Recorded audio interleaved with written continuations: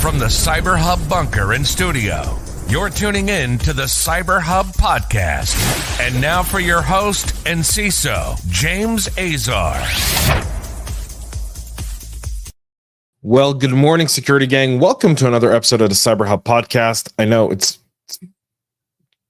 Tuesday, October 24th, 2023. Thank you all for being here this morning. We're live on your favorite social media platforms where you can catch us all the time, 9 a.m. Eastern, including our favorite channel on YouTube. You can also find us on LinkedIn, Facebook, Twitch, Twitter, Rumble. Twitter's now X, by the way. I keep forgetting that. I got to update some stuff here. Got that over to the team. We've got a packed show for all of y'all this morning, but we've also got a double espresso. For those who don't know, on this program, every morning, if you're tuning in for the very first time, we talk about some major cybersecurity events. We take a deep dive from a practitioner point of view. So this isn't about marketing or tools or any of that. I'm a practitioner myself. And a tradition that started here a long time ago was to cheers a cup of coffee. I love an espresso. I figured in 10 minutes, that's how long it typically takes to drink an espresso. We can probably get through the most critical news. So join me for a coffee cup cheers because I got a surprise here in just a sec. Thank you. Now, a few weeks ago, there was a really funny bit and piece where I accidentally spilled my espresso in the middle of the episode and people could hear it in the background dripping. I've therefore decided to come out with something brand spanking new. Our very own espresso travel mug with the CyberHub Podcast logo right on it. I don't know if y'all can see that or not. Yep, it's absolutely available. You can go, and if you subscribe to our Substack, if you do the annual subscription of only $99.99, we'll send you one of those for absolutely free just for doing that. The link for Substack's in the show notes. You can go do that. We'll reach out to your email and get your shipping address and get one in the post right to you for being part of our Substack community. So get yourself a travel size espresso mug.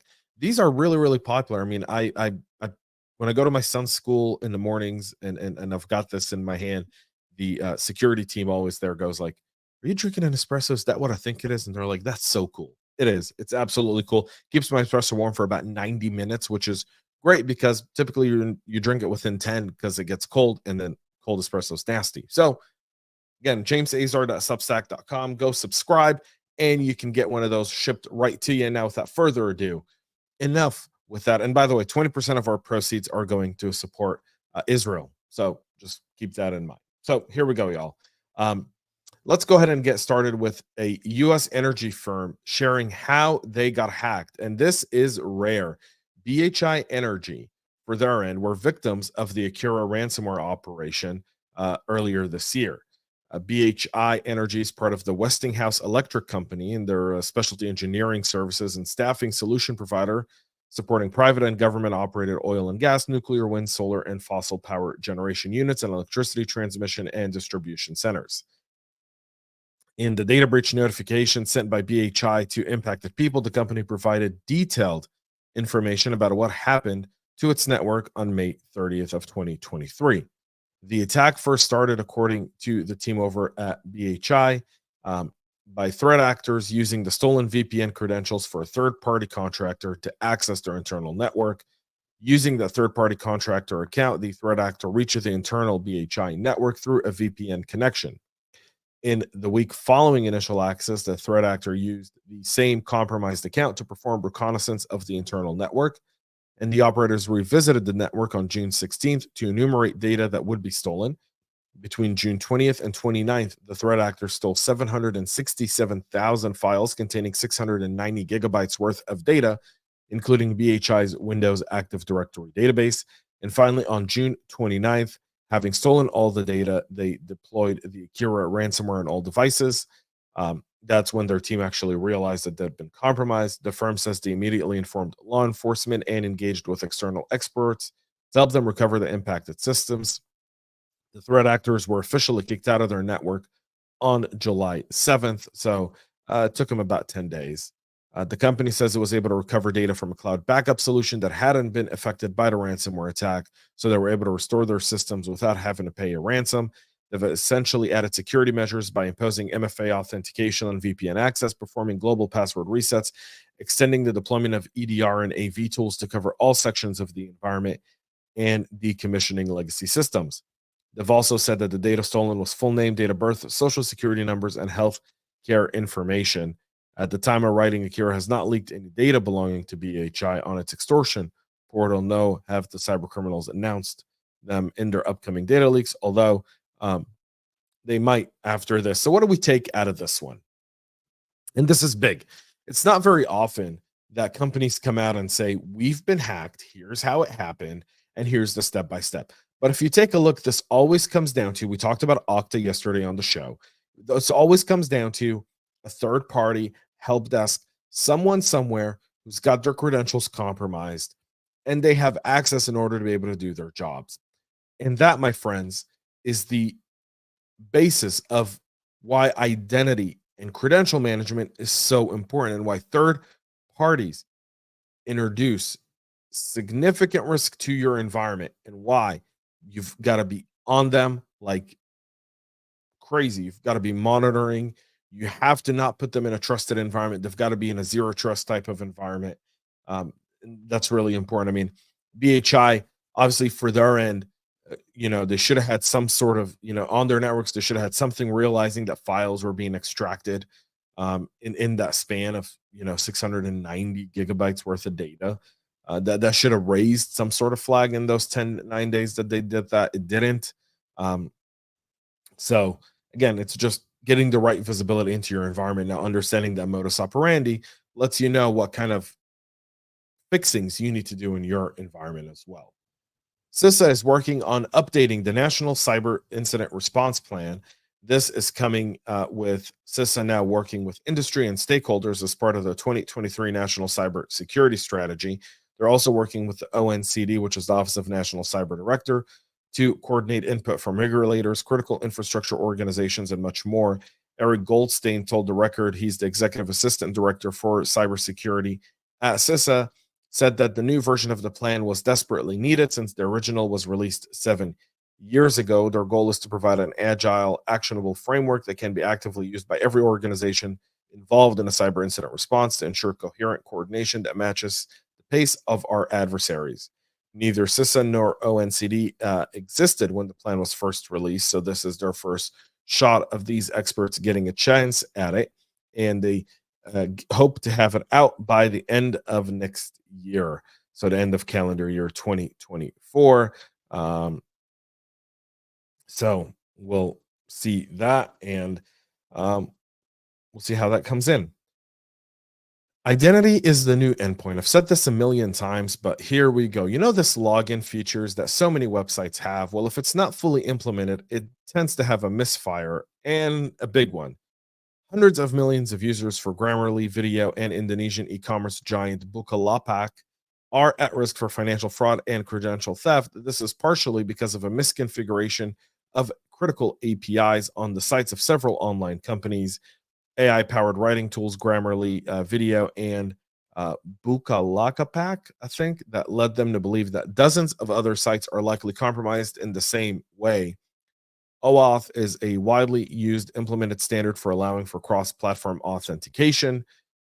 People familiar with it, it'll say log in with Facebook, log in with Google. Well, if you don't deploy those APIs correctly, there's a whole lot of prices to pay there, because the token flaw, in which an attacker may use a token, the unique secret site identifier used to verify the handoff from a third-party site, typically owned by the attacker himself, and they'll use that to log into additional services.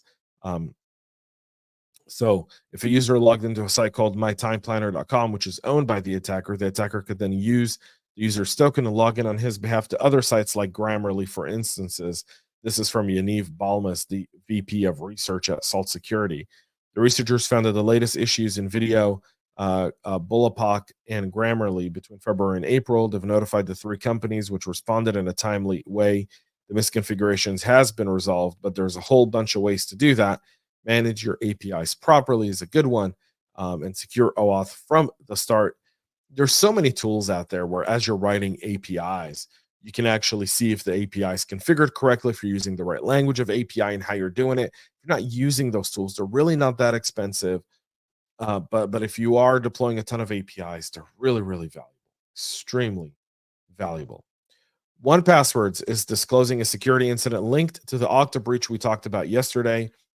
1Password CTO Pedro Canahutai said, we detected suspicious activity on our Okta instance related to their support system incident. After a thorough investigation, we concluded that no 1Password user data was accessed. They detected the suspicious activity on September 29th, and that was used to manage their employee-facing apps. They immediately terminated the activity, investigated, found no compromise of user data. Again, good visibility, protecting your identity, having all of that in front of you is really, really impactful. And this probably prevented 1Password from going down the last pass route of having multiple incidents in 1 year. The city of Philadelphia has finally released their cyber breach notice. The breach happened in May, from May through July. It's now October, and they're coming out with a privacy incident notice. They wrote that all types of information impacted vary by individual. However, the types of information includes demographic information, name, address, date of birth, social security number, and other contact information, medical information such as diagnosis and other treatment-related information, and limited financial information such as claim information. They've shared and reported this to the US HHS, and they're asking everyone to be vigilant on their billing. Citrix is begging admins to please patch the NetScaler CVE-2023-4966 bug immediately. Citrix is warning admins to secure all NetScaler ADC and gateway appliances immediately against ongoing attacks exploiting this vulnerability. The company patched this critical sensitive information disclosure flaw 2 weeks ago, assigning it a 9.4 severity rating. So they're asking, if you haven't done it, please get it done. Please, for the life of all things good, get it done. A report says that September was a record month for ransomware attacks in 2023. This is from data from the NCC group, who says that September this year saw 514 ransomware attacks.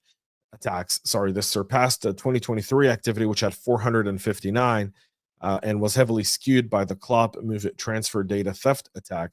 CLOP had virtually no activity in September, which may be a sign the sophisticated ransomware gang is preparing for its next attack as well.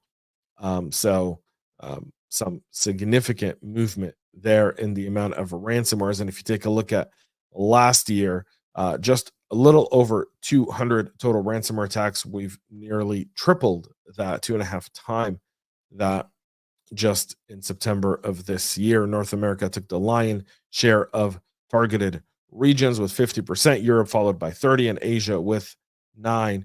Industrials were at the top of the victim list, including consumer cycles, technology, healthcare, academic, basic material, or undisclosed, which is likely critical infrastructure, and more. So there's that. China, for their end, are cracking down on scam networks that apparently are operating from Myanmar, targeting Chinese citizens by stealing their hard-earned money. If you thought that call center in India was only targeting you, no, as my little boy would say, Myanmar is also out there trying to scam Chinese people out of their hard-earned cash. They work hard. They do. They're in modern-day slavery in China. But nonetheless, the Chinese are busting the people who are doing the scams, but they're not busting the local elites or criminal networks who just keep replacing the people who China goes. It's like, we're going to catch a bunch of small fish, get the big fish. Like, watch a Rudy Giuliani documentary, understand how he took down the mafia. It's really not that hard, China. The playbook already exists. Go ahead and use it. Meanwhile, they're just apparently targeting low-level people who are Chinese, who are being lured to those parts of the world for the hope of work, only to be fooled and put in the scam call centers. And then from there, they're obviously slaved, worked. Again, these people are trying to escape the type of hardships they have in China, only to go somewhere else and have it taken advantage of again. I can't tell you how infuriating this is. I can't tell you how infuriating this is. Sam was working. Like, they share a story here. You guys should definitely read it. It's on securityweek.com. Links in the show notes. Yeah.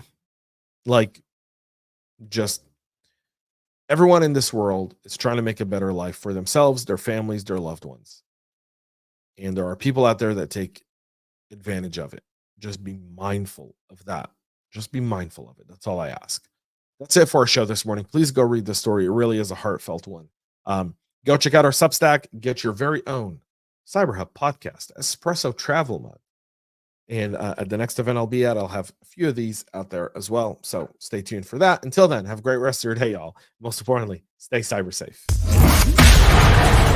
We love feedback, so make sure to connect with us on social media and subscribe to our podcast on your favorite podcast listening platform.